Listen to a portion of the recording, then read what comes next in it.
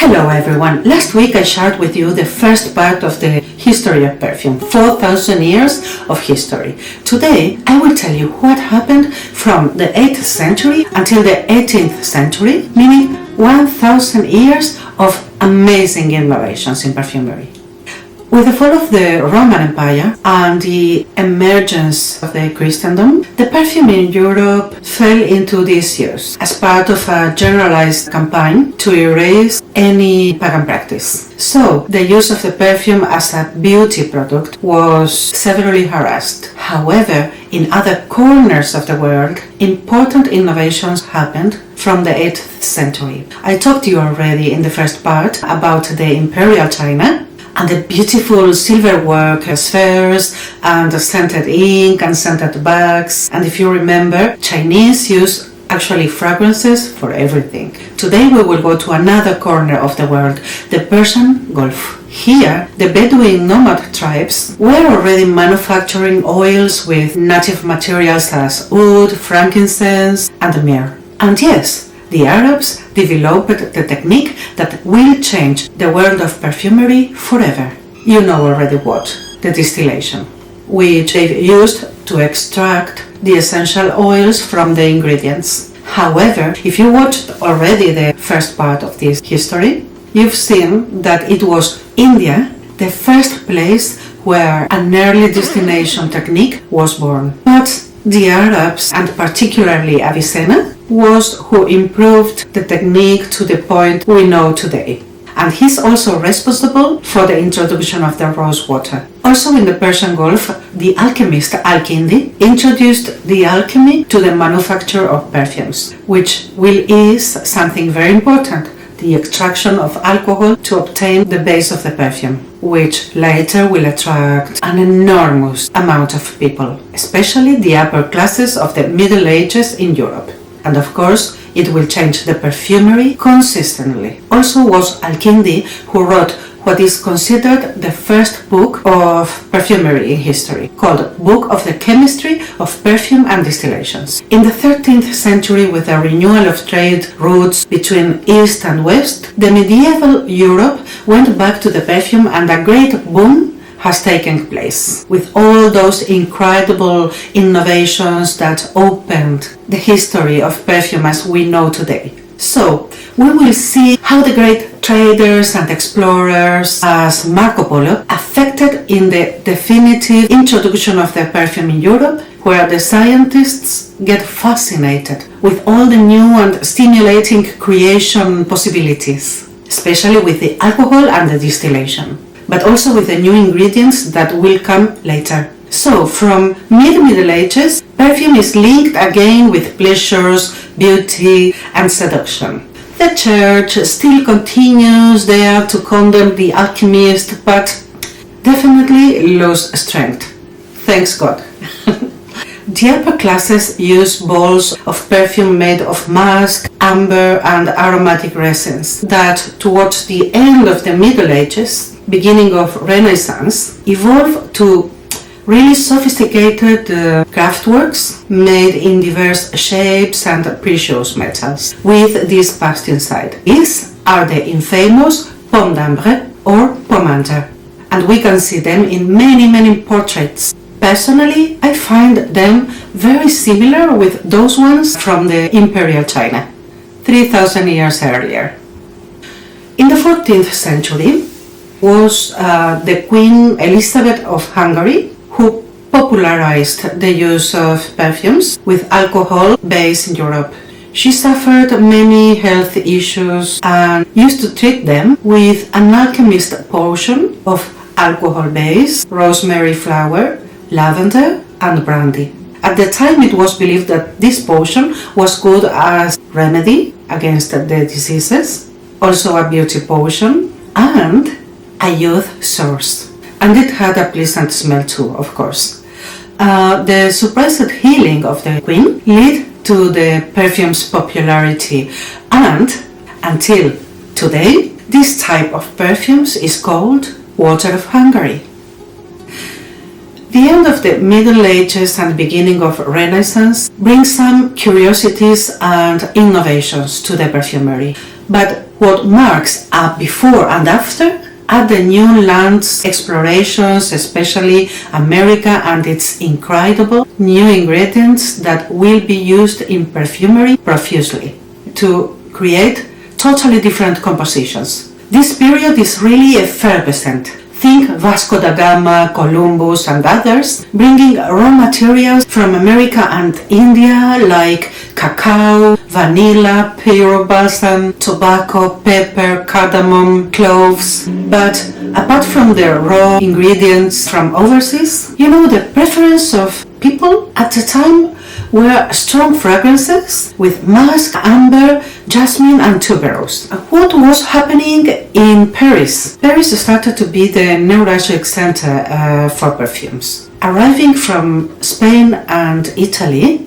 perfumers settled in the City of Lights and the perfumed or scented gloves invade France. The master glovers acquire an amazing importance, so much relevance from the 17th century. They will be the only ones allowed to trade with perfumes, kind of a monopoly of distribution.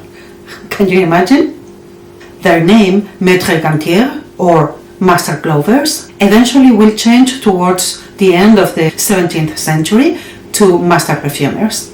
In 1555, the first perfume book in Europe is written and published in Venice, The Noble Secrets of the Art of Perfumery. Okay, we are in France, now we go to the 16th century, and Catherine de' Medici arrives to France to marry Henry II, and with her the Renaissance refinement. Let's go again to the perfume gloves. She introduced the trend of the perfume gloves in Europe, gifted of course for the first time for her by the gas tanners, apparently specifically by Molinard, the first who had the idea of perfume the gloves. The gloves were perfumed with lavender, mimosa, orange flower and rose, and the purpose was naturally neutralize the odors not only of the gloves but also of the clothes and in general the body. Sometimes they were poisoned. Yeah.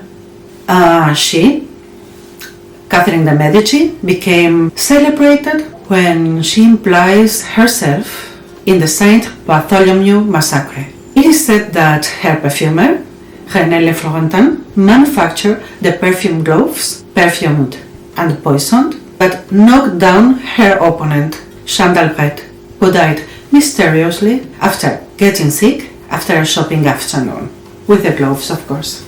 After this absolute effervescence time, we enter in the European classicism, and in Versailles, Louis XIV, the Sun King, is known as an enthusiast of perfumes, but apparently not so much of bathing. It's running the 17th century, and perfumes get an unusual rise. It's been said that in 4 years, the Sun King took only 1 bath, and 3 in his entire life. Of course, maybe it's just a urban legend. However, he used perfume for everything, on his clothes, on his body, and sometimes he added a bit in his beverage to purify the body. He was such a fragrance enthusiast that, as some Roman emperors did before, he used to promote to spray the doves with fragrances, to release them and let the smells be spread all over the streets of Paris. Can you imagine? This is awesome.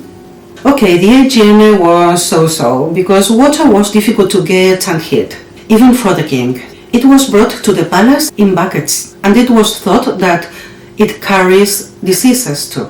So, men and women used to abuse of perfumes instead. I think without the expected result, because it's said that the Russian ambassador commented after his visit to the palace that Louis XIV smelled like a wild animal. These are the times that, to cover the high demand of perfumes, Grasse becomes the capital of perfumery. It was rich in all types of flowers and aromatic plants, and it immediately developed an industry of essential oils, which allowed to obtain the aromas on demand on this growing perfumery scenario. Really covering the needs of the European courts begins to be very, very difficult, and the perfumes begin to be manufactured with a higher alcoholic level to maximize the production. But it will be during the next century when an extremely important innovation will take place to ease this difficulty of getting natural ingredients. Can you guess? And yes, we enter the 18th century or light century, and during the reign of Louis XV, France is already considered the center of perfumery.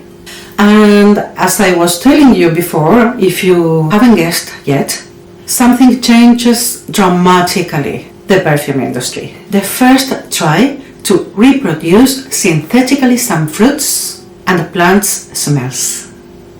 This will make the product much more affordable and easy to create. In the beginning of the 18th century, the eau de cologne is created. Its name comes from the German perfumer Jean-Marie Farina, in honor of his town, Cologne. His eau de cologne became the favorite fragrance of the high society in Europe.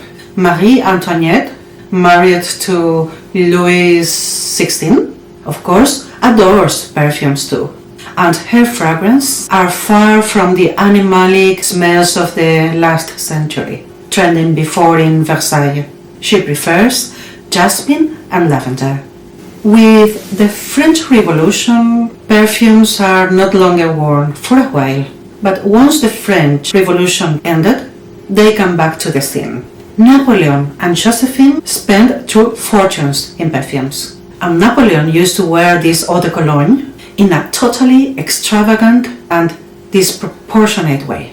He had a standing order with his perfumer Chardin of 50 bottles per month, 120 liters per month. However, of course, it was a very watery scent, only 2% concentration.